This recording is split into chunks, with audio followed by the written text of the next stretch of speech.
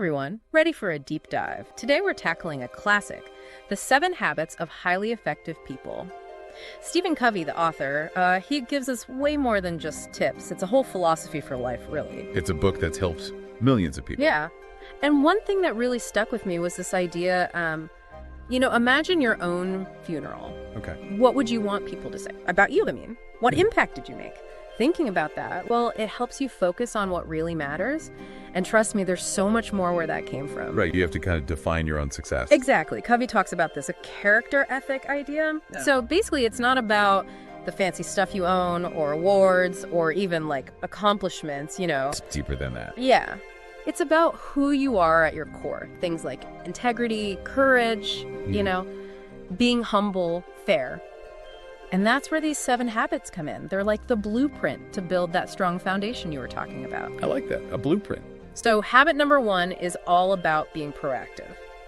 Have you ever felt like you're just, reacting to everything life throws at you? Like you're stuck, no control. Oh, absolutely. Like you're just along for the ride. Exactly. Covey says we got to step off that crazy ride and take charge. We always have a choice in how we react to things. And he has this great visual for that. Yeah, the circles, you got the circle of concern, right? All the stuff that stresses you out, like work deadlines or maybe global warming, even relationship drama, all that stuff that weighs on your mind. That you can't always control directly, but it still affects you. Right. But then there's this smaller circle inside that one, the circle of influence. This is where things get interesting. Because this is the stuff you can actually do something about. You got it. Your attitude, your actions, the choices you make every day.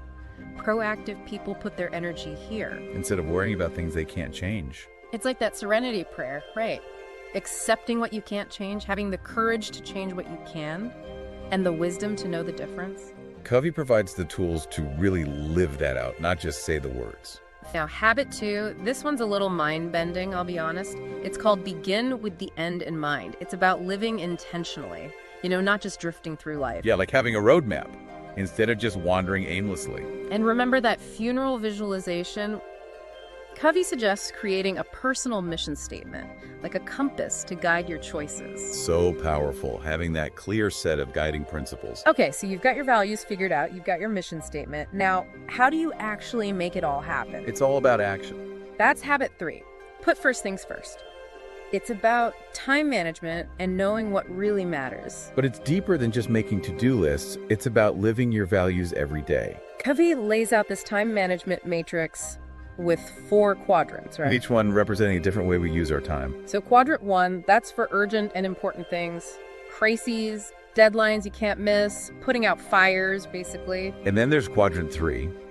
These things feel urgent, but they're not really important. Like interruptions, someone else's problem. Oh yeah, those are the worst. Then you've got quadrant 4, those time wasters, Things you do just to check out for a bit. We all have them. But the real magic happens in quadrant 2. This is where it's at. Quadrant 2 is for stuff that's important, but not urgent. Things that help you reach your long-term goals, but there's no immediate deadline pressure. Like planning, building relationships, taking care of your health. Now, how do you work with other people? That's where habit 4 comes in. Think win-win. Yeah, ditch that I win, you lose attitude. Covey says we should look for solutions where everyone benefits, It's so easy to get stuck thinking there's not enough for everyone. But Covey says there's abundance. We can all succeed. It's not about always being nice or compromising. It's more about being strong enough to stand up for what you need, but also caring about what other people need too. Like a good negotiation, everyone feels good about the outcome.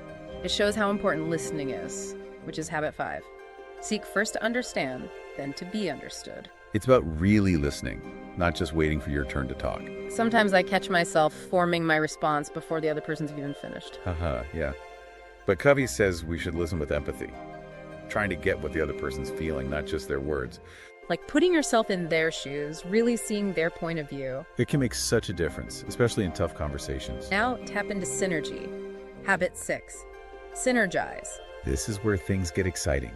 You bring different people together with their own unique skills and ideas, and whoa, amazing things happen. Like 2 heads are better than 1. But Covey says the result is even greater than just adding things up. Think about a jazz band. Each musician has their own style, right? But they come together, improvise, and it's magic. Which brings us to habit 7. This one's all about self-care. Yes, sharpen the saw. Love that name. You're your most important tool, right? And like any tool, you need to take care of it. So we've gone through all 7 habits. From being proactive to sharpening the saw, these principles can really change your life for the better. Remember, it's a journey. You keep growing, keep improving. You don't have to do everything at once. Just start with one habit that speaks to you. Get that down, then move to the next. One step at a time. Just like climbing a mountain, you'll get to the top eventually. Covey talks about something else that I think is super interesting.